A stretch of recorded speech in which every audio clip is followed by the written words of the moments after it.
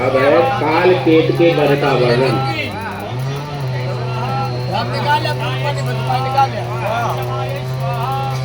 तो व्यास जी ने कहा कि यशोमती की बात को सुनकर प्रतापी लक्ष्मी पुत्र का मुख कमल विकसित हो गया और उन्होंने यशोमती से कहा।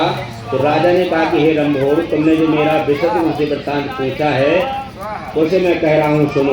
मैं ही है हूँ, मेरा नाम एक वीर है, मेरी माता लक्ष्मी जी है।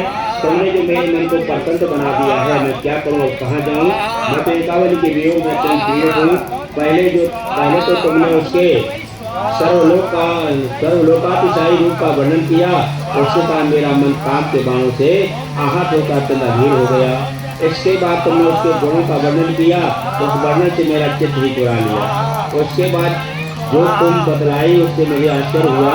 तो एकावली ने जो गानों से यह कहा है कि मैंने है को अपना पति बना लिया, अतः मैं दूसरे का वर्णन नहीं कर सकती हूँ। तो हे सुंदरी, उसके उस वाक्य से तो मैं उसका दास हो गया हूँ। हे सुंदर केश वाली, तुम ही बतलाओ, मैं तुम दोनों के लिए क्या करूं? मैं तो दुष्ट राक्षस का स्थान नहीं जानता हूँ। हे सुंदर नेत्रों वाली, तो मैं वहाँ पहुँच नहीं सकता हूँ। तुम मुझे वहाँ पहुँचने के पूर्ण रूप से समर्थ हो। मुझे वहाँ शीघ्र पहुँचाओ जहाँ तुम्हारी सुंदरी सती है। मैं उस पूर्ण राक्षस का वध करके एकावली को बंधन से मुक्त कराऊंगा, छुड़ाऊंगा। वह विवश होकर शोक से संतप्त है और तुम्हारी प्रिय सखी है। मैं उसको शीघ्र दुख से मुक्त कराकर तुझे तुम्हारी नगरी में पहुंचा दूंगा। मैं उसके पिता को एकावली को समर्पित कर दूंगा। उसके बाद में परम तब राजा उसका विवाह करेंगे। हे प्रियंबदेव, इस तरह से तुम्हारी तथा मेरी दोनों की कामनाएं जो है पूर्ण हो जाएंगी और हम दोनों की इच्छाएं साधन के द्वारा ही संपन्न होगी। अब तुम मुझे उस नगर को दिखाओ, तब मेरा पराक्रम देखना कि मैं उसे दूसरे की पत्नी का वरण करने वाले तो किस तरह मारता हूँ। हे सुंदरी, तुम मेरी सहायता करने को उस दुर्गम नगरी का रास्ता तुम मुझे दिखाओ। व्यास जी ने कहा। राजा एक वीर की बात को सुनकर यशोमती प्रसन्न हो गई और लक्ष्मी पुत्र एक वीर को वहाँ पहुँचने का उपाय बतलाती हुई उसने कहा कि हे राजन, पहले आप सिद्धि प्रदान करने वाले भगवती के मंत्र की दीक्षा ग्रहण कर लें।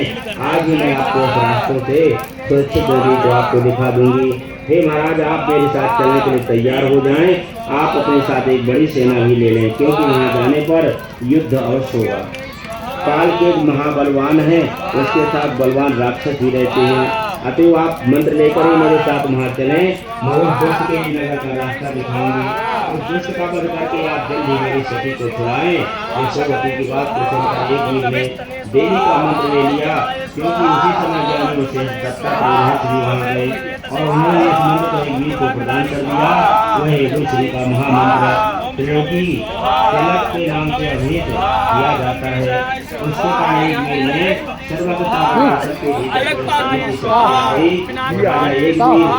अलग उसमें हो कंटर में हो डाला वो कंटर रखो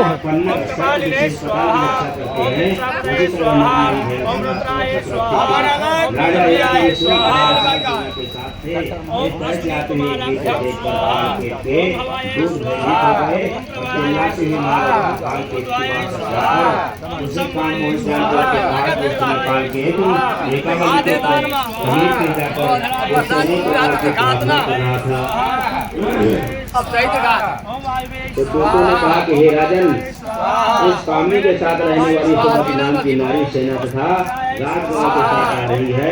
तो हो सकता है जो इंद्र का पुत्र जयंत हो या शंकर जी के पुत्र कार्तिकेय हो और बल से उन्मुक्त होकर सेना के साथ आ रहे हैं। हे राजेंद्र, आप सावधान हो जाइए, युद्ध उपस्थित हो गया है। या तो आप उस देवता के साथ युद्ध कीजिए अथवा इस कमल नयनी को बंधन से छोड़ा दीजिए, छोड़ दीजिए। वह सेना यहाँ से केवल 3 योजन की दूरी पर है। हे राजन, आप तैयार हो जाएं और दुंदुभी घोष करा करके युद्ध की घोषणा कर दें। तो व्यास जी ने कहा कि अपने दूतों की इस बात को सुनकर काल केतु बहुत से व्याकुल हो गया। उसने बहुत से